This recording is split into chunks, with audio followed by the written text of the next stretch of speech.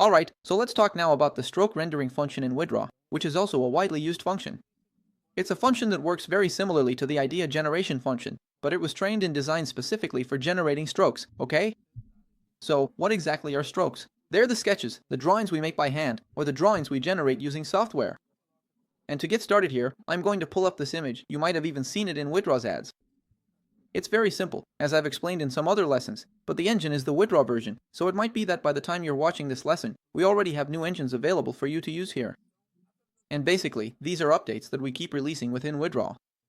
Since we don't want to delete the old version, right, because some clients might still be using it, we always create new engines.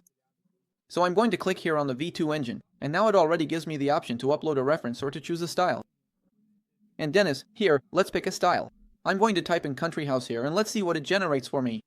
Check it out. With the country house style, look at the result it gave us here. So it stayed really true to our lines. It even kept the style of the roof here. Of course, it's always going to make some changes here and there that it can't interpret very well, but that's the point. So now, let's try another feature. Let's go for a rustic style. Let's go rustic. Check out the scene it created for us here in the rustic style. So, it's really interesting too. I wanted to show you the reference image here, but for that I want to use a different image, something really different from what Redraw users are used to, since we usually focus on architecture. But look at the image I can make here. I'm going to bring this car scene into Redraw, and as a reference, I'm going to use another car, right? For our reference here, I'll set it as exterior, and for the style, I'll select no style, because as I'd mentioned in other lessons, I wanted to pull the style from this car here. Now I'll click to generate my scene. Of course, I got this car from the internet, but you can draw a car by hand, or make a real sketch, and use it here with artificial intelligence to make it look a bit more realistic. Check out our result here with our car. I could have done this with another car in a different color, but I decided to go with this one. Let's say I want my car here to be in motion on a racetrack. I can always emphasize that here in the suggestion box. Another thing I want to do here, taking advantage of the reference image feature, is to bring in this drawing of a house. I don't know if you've already watched our text-to-image lesson, but in that lesson, we generated a house. I want to bring in that house we generated, which is down here among my generations, as a reference. And it's worth remembering that we always generated a house with a roof to serve as a reference for this house here. So I'm going to bring in our reference here. So, let's say I made my drawing. We can even recreate this here, right? I made my drawing of my house.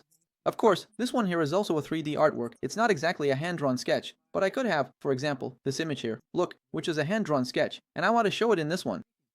So what happens? I want this house of mine here, for example, to have a certain type of roof. So what can I do? I can come here to the image from text function and describe how I want this image of mine, and I'll generate it. So I can generate here, for example, a house. So I selected here for the AI what I want, right? I typed in there a modern house, American style, with an exposed roof, 2 floors, a front yard, a porch, and a garage, and it will try to generate something similar to what I suggested here. And then I can generate it several times to see which one will be the best result for me. But this idea here, this image, I can use over in Redraw as a reference in both the idea generation function and the line rendering function. While it's generating here, let's see how our image will turn out with this reference. And look at our result here. So, you can see that it brought in a lot of the features. It just didn't include our garage here because we didn't specify it, right? This scene as a reference didn't have a garage. Let's see if our reference image is ready now. Here's our reference image. It already included the garage. I'm going to open it up here. Look, the one we were working on. It just put the garage on the right side. Maybe I asked for it to be on the left side because of this house here. But anyway, I think that's it for the V2 engine. We can play around with it even more. You can bring in another type of image here, like this one. I'm not going to go too deep into this here. And let's test our V1 engine a bit. And to test the V1 engine, I'm going to bring in an image of a hand-drawn sketch. We got it from the internet too. We don't know who the creator was, but I'm going to select our V1 engine here. It's already selected, and then we can see which mode we're going to use. And there are several modes here. If you read here, look, just hover your finger over this tooltip and you'll see what each mode is for. Mode 1 here, look, it's for drawings that already have colors.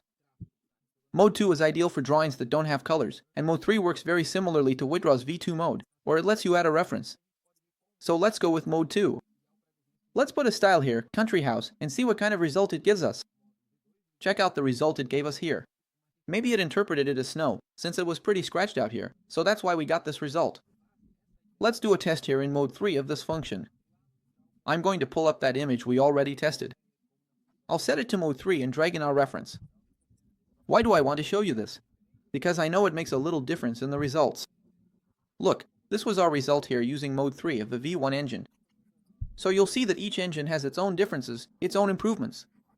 So it's up to you to test and explore, to find out what will work best for your project. So, many times, you'll already know more than we do here at Redraw when it comes to using these tools. That's the lesson on rendering lines. Thanks for watching.